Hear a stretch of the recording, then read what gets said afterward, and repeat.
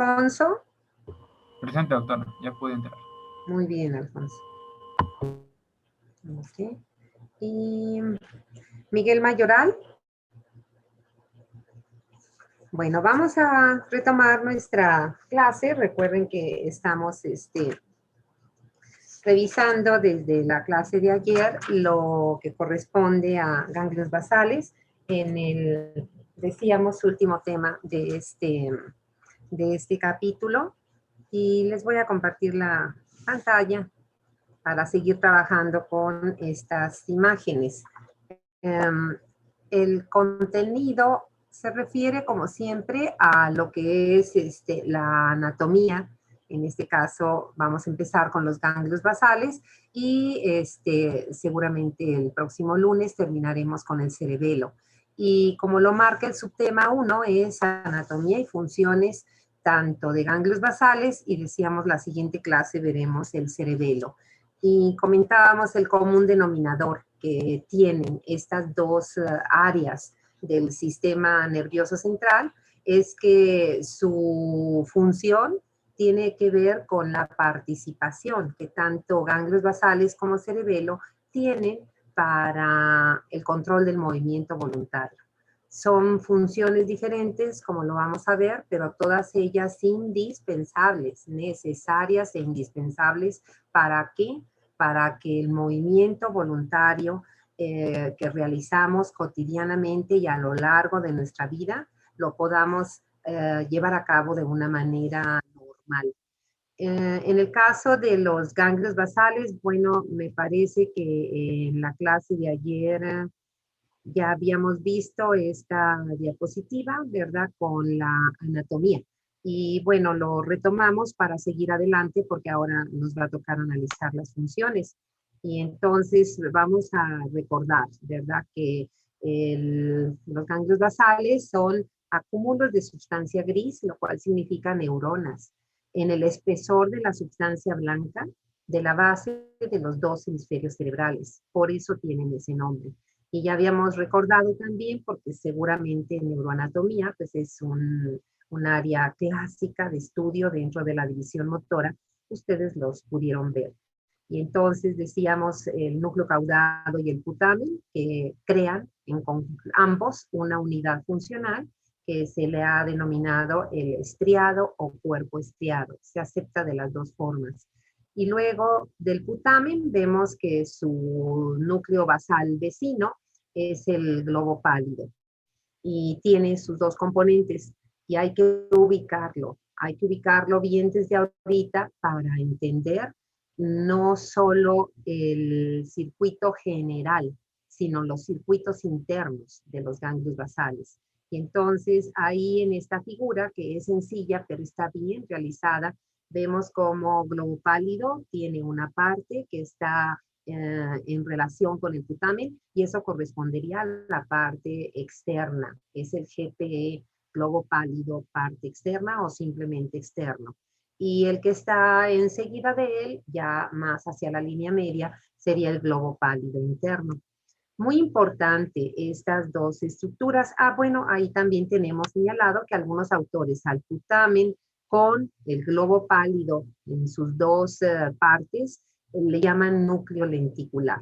Y entonces, de estos ganglios basales iniciales, muy importante, porque son zonas que tienen funciones prioritarias. Vamos a volver a recordar ahorita como cuerpo estriado es o son, porque son dos, ¿verdad? Caudado y putamen. Los ganglios basales que constituyen al cuerpo estriado representan la vía de entrada de todos los impulsos aferentes que va a enviar la corteza cerebral, precisamente a este circuito que llamamos ganglios basales, como lo vamos a ver hoy. El globo pálido, especialmente el interno, vamos a recordar de nuevo y vamos a observarlo en los dos circuitos, se convierte en el ganglio basal, específicamente él, es decir, la parte interna, el GPI, en el ganglio basal que representa la vía de salida de los impulsos eferentes, de las dos vías internas o circuitos internos de los ganglios basales, que les conocemos. Si la descripción es la tradicional, entonces se hablaba de una vía directa y una vía indirecta. Y si la descripción es la que nos da el libro de Guyton, pues hablamos del circuito del putamen y el circuito del caudado. Y en ambas, dijéramos, perspectivas, en ambos enfoques, el ganglio basal por el cual los ganglios basales envían sus impulsos aferentes ¿a dónde? Hasta la corteza, es el globo pálido interno, en ambas vías, tanto la directa como la indirecta, y finalmente, ¿verdad? En estos circuitos que ahora Guyton nos presenta como circuito del putamen y circuito del caudal. ¿Sí? ¿Qué más vamos a aprender? Que esos impulsos de salida, que son los impulsos nerviosos eferentes de los ganglios basales, no llegan los axones directamente a ningún sitio de corteza, sino que hay un relevo. Y ese relevo le toca al tálamo. Y entonces los impulsos eferentes de los ganglios basales llegarán al tálamo, selectiva o específicamente a los llamados núcleos ventrales laterales. También participan los anteriores. Bueno, eso hicimos el recorrido ahorita, aprovechando la imagen que tenemos aquí de nuevo. ¿Y qué otras estructuras forman parte de los ganglios basales? Los llamados núcleos subtalámicos y también la sustancia nigra, que ellas van a crear, tanto núcleos subtalámicos como sustancia nigra, van a crear circuitos complementarios de los ganglios basales. Uno de ellos básico, fundamental, porque es un circuito que se ve afectado, sus neuronas se ven destruidas en una de las enfermedades que para nosotros como población y como país, ¿verdad? Inclusive como continente, es la enfermedad más común que observamos. Y la sustancia nigra, para terminar, presenta una condición que es como la del globo pálido. Se subdivide en dos partes, así se les llama, partes o pars, como viene en nuestros libros. Y una parte es reticular y otra es la compacta. Entonces tenemos que diferenciarlas y así lo representamos. SN mayúscula pues es sustancia nigra, ¿verdad? Y la C y la R que están en letra minúscula pues indican qué parte es. Algunos autores, decíamos, como Gannon, pues inclusive ponen PC o PR mayúsculas. Y bueno, la P significa la pars o la part reticular y compacta. Muy bien. En esta siguiente diapositiva, lo que vimos ya es el circuito general. Y ese circuito lo tenemos ahí representado en dos organizadores gráficos. Uno, el de la izquierda, es un esquema, una figura. Y el otro es un diagrama de flujo, ¿verdad? Que ¿de dónde sale ese diagrama de flujo? Pues de la figura. Y entonces, ¿qué nos dice esta figura? ¿Y qué nos dice ese diagrama de flujo? Que para el funcionamiento de los ganglios basales, la corteza cerebral debe enviar los impulsos aferentes.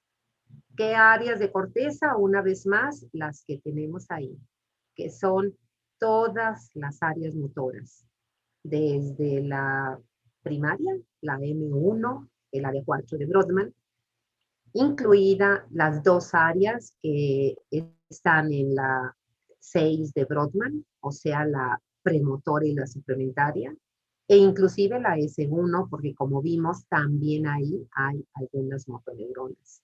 Pero se agrega, y eso decíamos es muy importante, esta región que está por delante de la 6, la corteza cerebral, y que conocemos como la corteza prefrontal. ¿Sí? Las primeras tres regiones, es decir, la prefrontal, el área 6, con las dos regiones suplementaria, premotora y el área 4, recuérdense que son regiones de corteza cerebral de lóbulos frontales. ¿Por qué? Porque todas ellas están por delante. Son circunvoluciones que están por delante de la cisura central, la cisura de Roland, ¿verdad? Mientras que la S1, bueno, pues ahí ya lo habíamos estudiado en el capítulo 2, la corteza sensitiva somática, pues esa está en las áreas de Brodmann 3, 1 y 2, ¿verdad? Ahí es la circunvolución por rolándica, y entonces son lóbulos parietales, ¿sí? Bueno, pues si seguimos el esquema, decíamos, fíjense cómo esa flecha, la figura de color azul que está muy amplia en su base, pues es lo que me dice, ¿verdad? Ganglios basales, que es ese rectángulo pequeño, estar o va a recibir o recibe aferencias de todas estas áreas de corteza. El diagrama de flujo es más específico. Y es más específico porque me está diciendo que las aferencias a los ganglios basales, las aferencias, los impulsos aferentes de corteza van a llegar siempre porque esos son los circuitos, ¿verdad? Y en el general, van a llegar siempre al cuerpo estriado. Y si yo quiero ser más específico, entonces me adelanto, ¿verdad? A esta figura donde tenemos los dos componentes del cuerpo estriado. Y vean cómo, ¿verdad? Van a llegar aferencias al putamen y a partir de ahí se establece el circuito interno del putamen. Y luego tenemos del lado contrario al núcleo caudado y bueno, ahí se establece el circuito interno de ganglios basales del caudado. Y entonces por eso decimos que si queremos ser más específicos,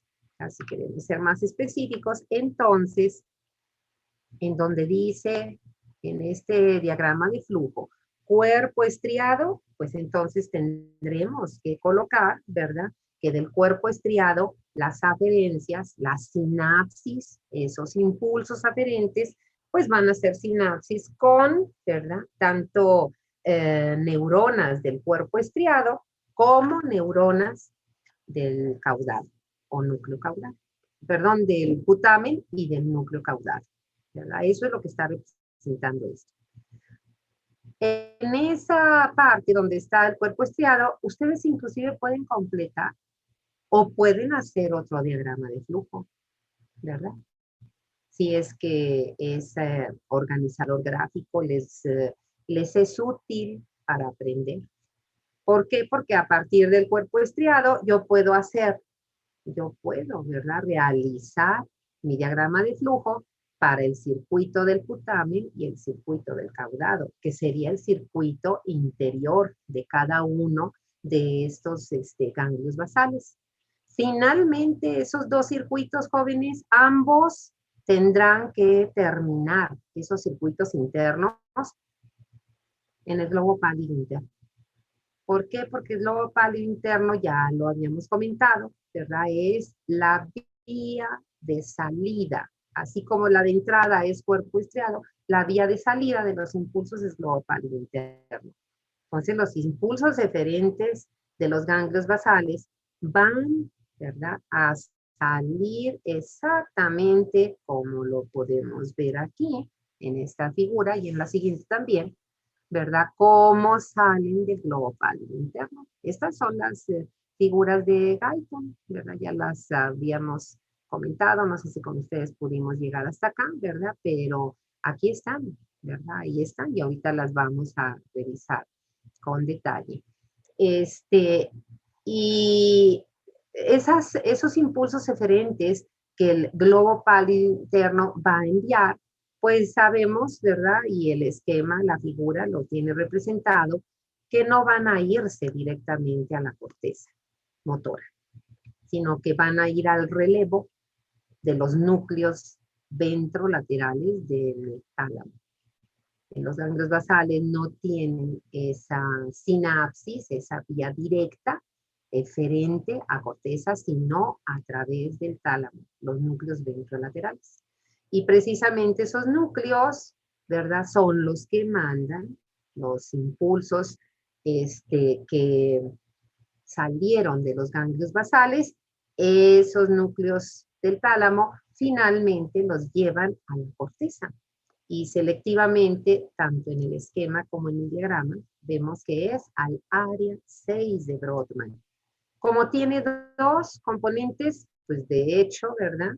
En la figura no se ve, pero en el diagrama sí. Y ahí nos está diciendo AMS, que es el área suplementaria, área motora suplementaria. ¿Sí? Y bueno, aquí ponemos de entrada una función general, ¿verdad? De los ganglios basales, que algunos libros como Gannon, ¿verdad? Nos expresan, que es la planificación y la programación del movimiento. Y ahora nos vamos a completar esto del circuito general con los circuitos, ay, está bien.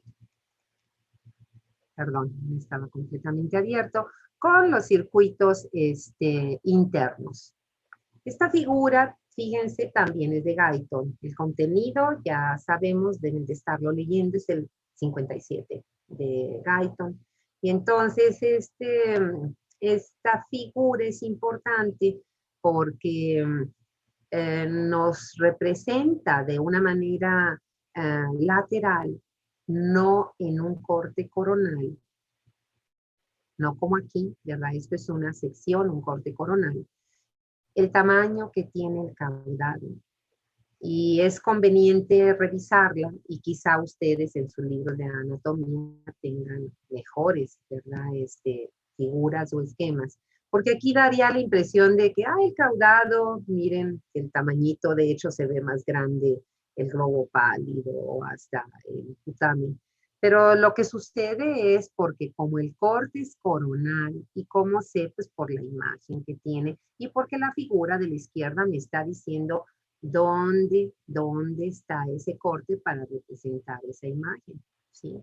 Y sucede que acá es una figura, ¿verdad?, de proyección lateral. Entonces, vean el tamaño, ¿verdad? El núcleo caudado es una estructura que tiene esa forma de C elongada, quiere decir grande, al revés, ¿verdad? Fíjense, ahí está también señalado el putamen, el globo pálido. Y fíjense, ¿verdad? Como inclusive la parte final es más delgada que la parte inicial. Y seguramente el corte, ahora sí, ¿verdad? Si a esta figura le hacemos un corte coronal, entonces por eso veremos que en esta otra, pues se ve chiquito el núcleo caudal. Y eso también porque es importante, ¿verdad? Pues para entender la relevancia que tienen estas estructuras. Ahí está la relación, ¿verdad? Que tienen al menos putamen y núcleo caudado, que en conjunto constituyen el globo pálido. Y el putamen con globo pálido, el lenticular. ¿Sí? Y ahora sí, vámonos a revisar estos circuitos. Son los circuitos internos de los ganglios basales. Eso quiere decir, cuando la información de la corteza, cuando los impulsos aferentes de la corteza llegan a los ganglios basales, ya sabemos que van a llegar al cuerpo estriado. Pero el cuerpo estriado tiene sus dos componentes. Entonces, ya sabemos también que hay fibras especiales que van a llegar al putamen y fibras especiales que van a llegar al caudado. Y por eso, ¿verdad? En este enfoque que nos da Guyton, ahora se habla del circuito del putamen. Eso si no, yo espero que sí lo hayan leído, ¿verdad? Pero bueno, está en el pie de figura. Fíjense, es la figura 11 de un lado y obviamente su complemento del lado contrario a la derecha de su pantalla es la figura 12. ¿Sí? Aquí lo que nos saca un poco quizá, ¿verdad?, de contexto, es que claro, pues el dibujante, que acuérdense que pues, los dibujantes son creativos, ¿verdad?, innovan, Pues entonces arriba está la corteza y da la impresión como que los ganglios basales están ahí abajo, pero ahí abajo, ¿qué será? ¿El tallo cerebral o qué cosa es? Pues no, ¿verdad? Es que el cerebro, el hemisferio cerebral representado en ambos casos, pues está puesto de lado. Entonces, para, para poder poner a las figuras que representan a los ganglios basales de mayor tamaño, esa es su creatividad del dibujante de Elsevier, que es la editorial, ¿verdad?, de Guyton. Aquí tenemos otra, miren, esta es la de Bear. Y son iguales en cuanto al contenido. La figura pues es distinta. Entonces vamos a ver estas primeras. ¿Qué nos presenta el circuito del putamen, verdad? Bueno, pues lo que ya sabemos, ¿verdad? Vean y localicen el putamen. Ahí está, ¿no? Con color, pues, medio rosado. Y vean, ¿verdad?, cómo los axones, pues las terminaciones axónicas que van a hacer sinapsis con sus neuronas, pues sigan y vean de dónde proceden. Pues de las áreas de corteza que hemos comentado, ¿sí? Y vean cómo importantemente ahí, ¿verdad?, están estas neuronas de la región prefrontal, del área 6, del área 4. Quizá ahí les faltó la de la S1, ¿verdad? Pero sí participa, aunque la relevancia del área 4, la 6 y la prefrontal, pues es mayor, es mucho mayor. Y vamos a entender por qué la prefrontal tiene tanta relevancia en esta vía. Y fíjense cómo vamos a seguir la ruta. Entonces ahí están los impulsos aferentes de estas zonas de corteza que llegan al putamen. Muy bien. Ahora, las neuronas del putamen ahí están con círculos y están enviando su sinapsis al GPI, al globo pálido interno. La mayor parte, vean, ahí están representadas 3, y bueno, pues la mayor parte son 2. Entonces ahí está que el axón atraviesa el externo y se va al interno. Ya ahí en el interno, ¿verdad? Vemos otra vez 2 neuronas y vemos como ambas, sus sinapsis, sus axones, ¿verdad?, para establecer sinapsis, llevando los impulsos eferentes, que son los de salida, pues van a esos núcleos del tálamo que ya comentamos. Entonces ahí está la vía, ¿verdad?, del circuito general: corteza cerebral, cuerpo estriado que recibe. Y ya hablando de circuito interno, pues este circuito es el del putamen. Y tenemos que hacer la distinción, sí, porque resulta que el tipo de movimiento que van a ejercer el control tiene diferencias. Tiene diferencias. Entonces, este circuito del putamen, otra vez vemos que la vía de salida es el GPI. ¿Y a dónde sale al relevo del tálamo? Los núcleos, vean, va a ser lo mismo de un lado y otro, ¿sí? ¿Y qué hace el tálamo con esos núcleos? Pues es el que regresa las aferencias, ¿verdad? Las aferencias. Y ahí nos están poniendo, ¿verdad?, que esas aferencias pues llegan al área 6. Nos pone hasta el área 4. Realmente la terminación es sobre todo a la 6 y sabemos el motivo, ¿sí? Entonces, ¿qué otra cosa vemos de este circuito? Que hay vías complementarias, no nada más la de corteza, putamen, globo pálido interno, caudal. O sea, no nada más es complementarias. Entonces ahí vemos la tercera neurona del putamen, es la que tiene el axón chiquito, ¿verdad? Entonces ahí está su flechita. ¿A dónde va? Entonces es putamen, globo pálido externo, el GPE. Y globo pálido externo ahora va a subtálamo, a los núcleos subtalámicos.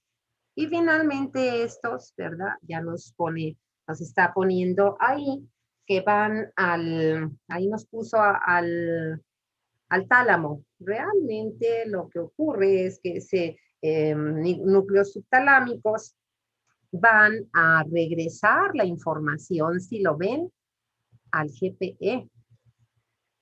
Al GPE, ese es un circuito muy importante, ¿verdad? Es decir, GPE, subtálamo, y se regresa, ¿verdad? Se regresa. Y también sabemos que hay sinapsis a la sustancia negra o nigra. Y de esta sustancia negra, aquí es donde no está.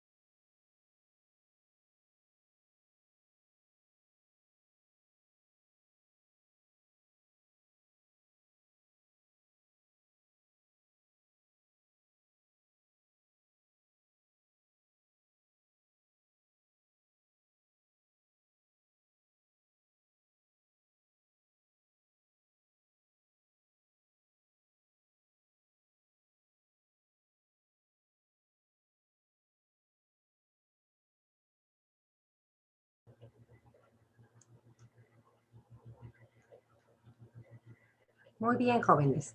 Vuelvo a compartirles la pantalla.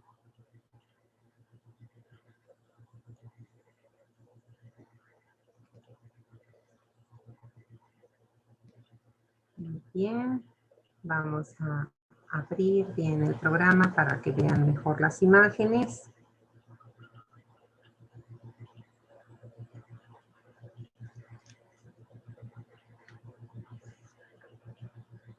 Ok. Ok. Entonces, vamos a comparar este circuito. Perdón, vamos a terminar señalando qué tipo de actividad motora es la que controla este circuito del putamen. Y entonces, está en el pie de la figura.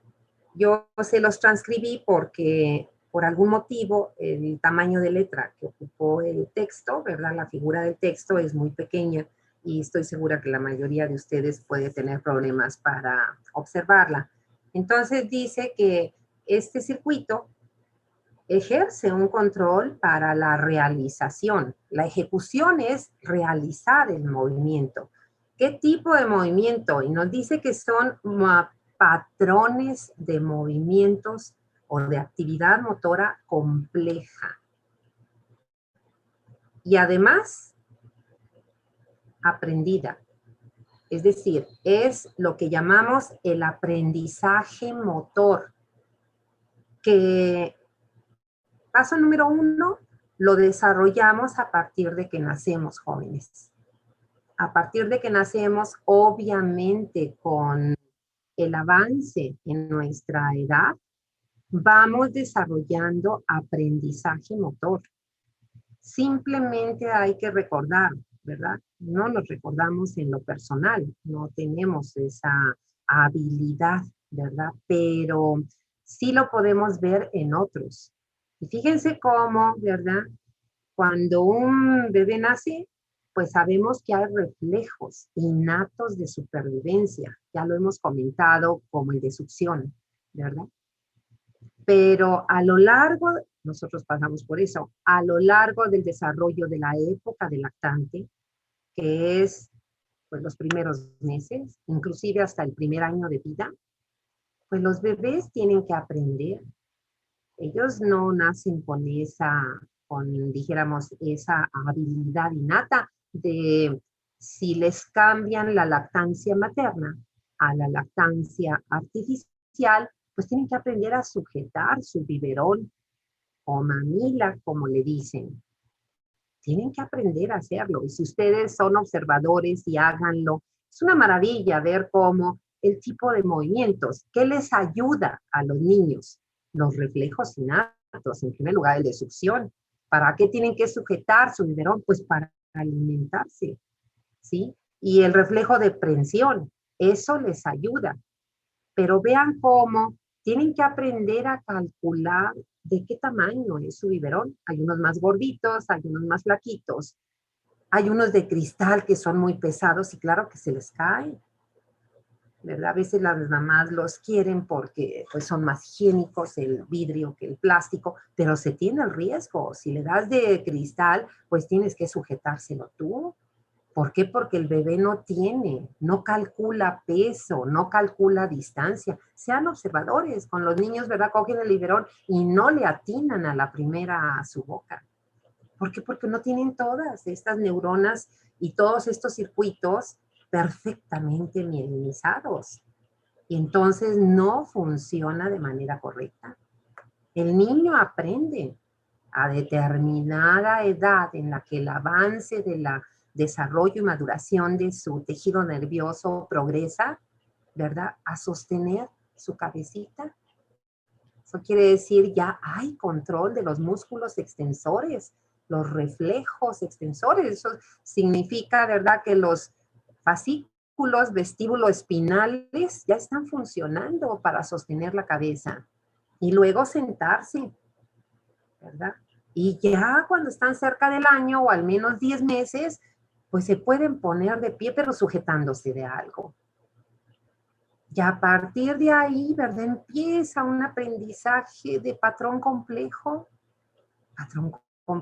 ¿verdad? Cómo ponerme de pie, cómo soltarme y cómo dar los primeros pasos. Nosotros porque no nos acordamos, pero es una maravilla ese aprendizaje motor, jóvenes. Una maravilla. Luego empieza a hablar. Y claro, al principio pues son monosílabas, ¿no?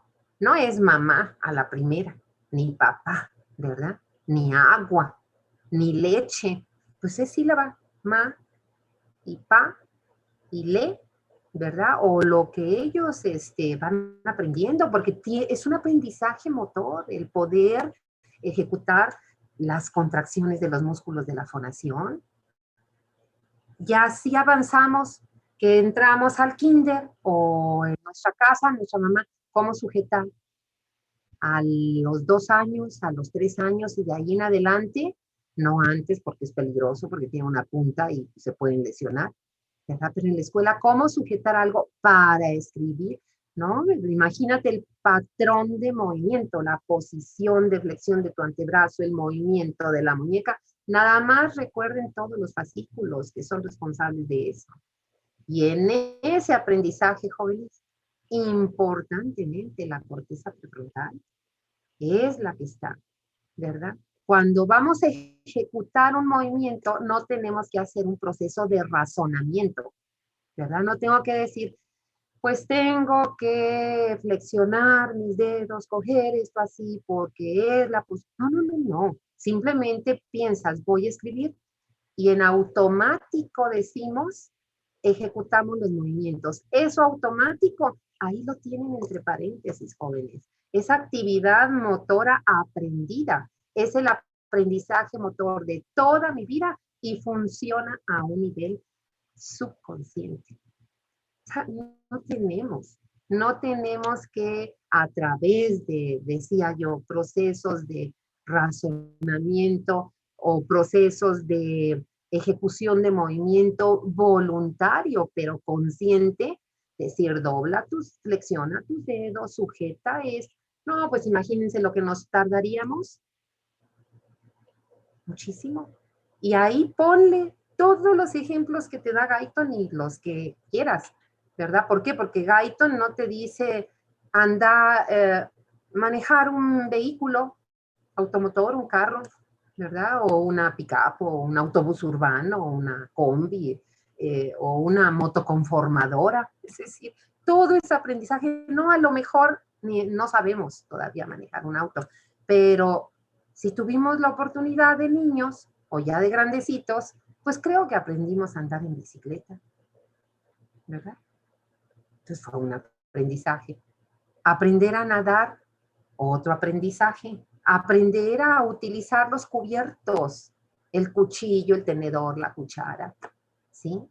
Y luego ya, ¿verdad? Un deporte, por supuesto que está ahí, jóvenes, en ese circuito cualquiera. Tocar un instrumento musical, claro. Y hay actividades más, dijéramos, de mayor complejidad, porque pues todo depende, ¿verdad? Es como es aprendizaje, pues ¿por qué no todos juegan como Messi? ¿Por qué será? ¿Verdad? Y por cierto, van a jugar la final de la Copa del Rey. Bueno, a mí como el fútbol me gusta, ¿verdad? Pues sí lo disfruto. Bueno, entonces ahí está, jóvenes. El circuito del putamen controla actividad motora, ¿verdad? De compleja, son patrones de actividad motora complejos, aprendidos y a un nivel inconsciente. A un nivel inconsciente, ¿sí? Si ustedes saben manejar, nada más pregúntense, ¿cuántas veces al subirme a manejar el carro tengo que decir, aquí está la llave, la tienes que poner aquí, mete el clutch, enciéndelo, acelera? No, pues eso ocuparía un tiempo increíble.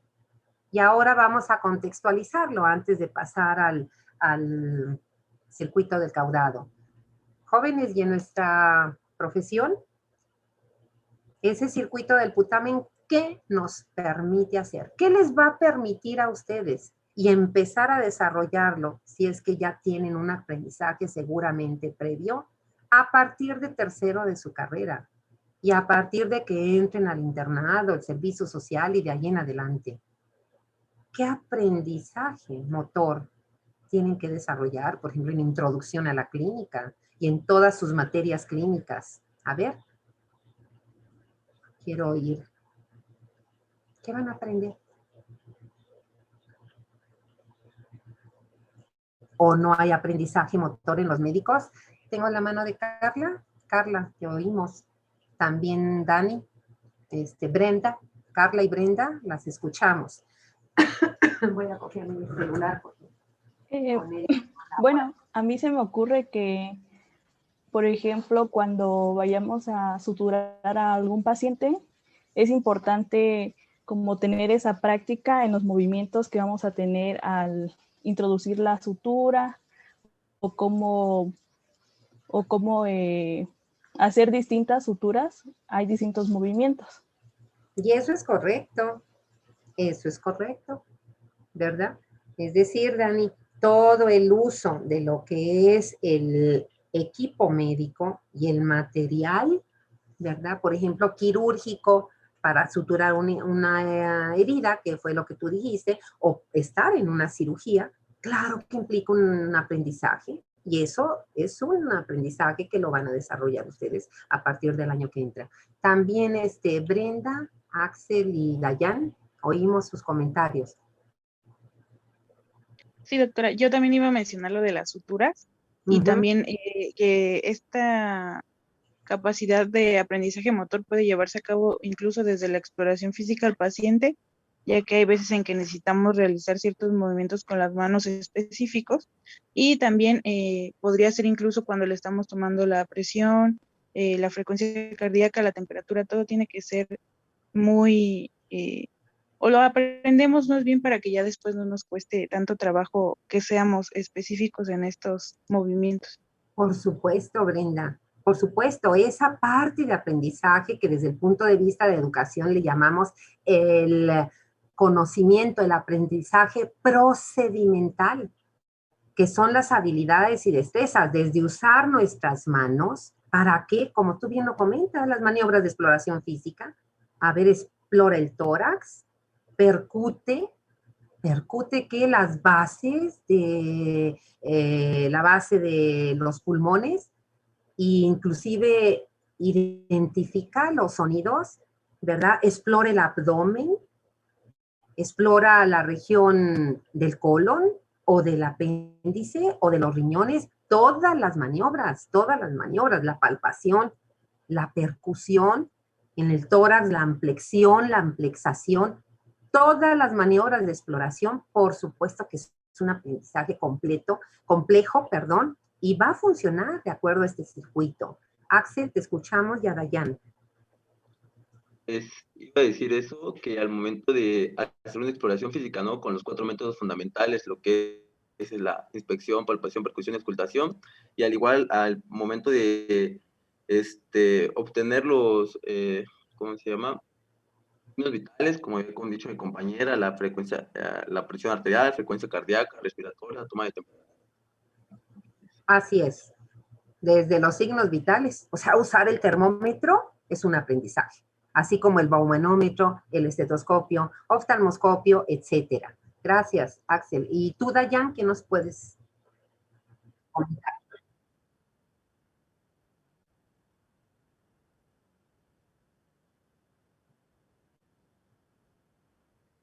Y sobre todo porque es un aprendizaje también necesario, ¿verdad? Puede ser que en ese momento haya tanta necesidad de atención que las enfermeras están sobresaturadas, y por supuesto que tú debes de tener el aprendizaje, ¿verdad? De cómo hacer una punción venosa, ¿verdad? Cómo colocar el catéter de una venoclisis. Por supuesto que así es, Dayan. Muy bien. Vamos a seguir adelante, jóvenes, y para terminar vemos el otro circuito. Ahora es el caudado, ¿verdad? Y nosotros vemos cómo la información viene otra vez de corteza, ¿verdad? Y llega al caudado y obviamente parte del cuerpo estriado. Y entonces el caudado, vean ahí como que los axones le salieron interrumpidos, pero de alguna manera la mayoría va al globo pálido interno. Al globo pálido interno ya lo vemos. Inclusive ahí hay una sinapsis, o sea, hay una vía, ¿verdad? Que del caudado va al putamen, porque pues recuerden que es una unidad funcional, ¿sí? Y esa sinapsis al putamen, vean cómo finalmente también llega al GPI, al globo pálido interno. Y finalmente, esas neuronas del GPI terminan en el tálamo. O sea que hay diferencia, esta vía es más corta y esta vía, si se fijan, no tiene o no involucra la participación ni del subtálamo ni de la sustancia nigra, Y aquí yo quiero que agreguen para terminar una vía que voy a ver si encuentro otro esquema, porque aquí tampoco está esa vía. Y por favor agréguenla, es una vía dopaminérgica, así es como se le da el nombre oficial. O sistema, vía o sistema dopaminérgico. Y el nombre que tiene ese sistema es nigroestriado. No está representada. Si se fijan, busquen la sustancia nigra y en ambos casos no hay esa vía. En el lado del circuito del putamen está esta de la sustancia nigra, ¿verdad? Pero no es exactamente esta sustancia nigra, es la reticular. Y este sistema dopaminérgico nigroestriado es de la sustancia nigra compacta precisamente a el cuerpo estriado. Y es importantísimo. Ese sistema es uno de los 4 sistemas dopaminérgicos que tiene nuestro encéfalo, que ya los iremos conociendo. Creo que en alguna ocasión los hemos mencionado. ¿Cómo terminamos la clase? Bueno, fíjense, esta vía del caudado, qué funciones ejerce, y dice es el control cognitivo de actividad motora.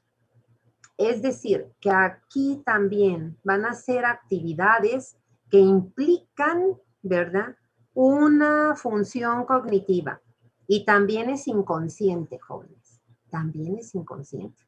El ejemplo que nos da Guyton, pues a lo mejor no lo vamos a vivir, yo espero, ¿verdad? Porque está así como que de historia, ¿verdad? Así. Dice una persona que ve que un león viene corriendo. Pues tiene que emplear su función cognitiva rápido, ¿no? De decir, es un león, pues me puede hasta matar. Y entonces, ¿qué hace? Dice Guyton, se voltea, corre y se pone a salvo. Bueno, pues a lo mejor el león no lo vamos a encontrar, jóvenes, pero si han tenido ustedes el ataque de algún animal doméstico, sobre todo un perro, ¿verdad? Pues habrán visto que los perros, hay unos que tienen un instinto muy fuerte, y esos animales, ¿qué hace uno? Pues lo mismo que con el león, ¿verdad? Un pisa y corre, y entonces esos movimientos, ¿verdad? De voltearnos y buscar a qué nos vamos a subir, a un árbol, a una escalera, a un carro, pues lo que haya para ponerse uno a salvo. Entonces son actividades, ¿verdad?, que van aquí. Se nos acabó el tiempo, jóvenes. El lunes, que pasen buen fin de semana, ¿verdad? El lunes pónganse a leer también en este capítulo las funciones del cerebelo, por favor, porque es con lo que vamos a terminar. Terminar la semana.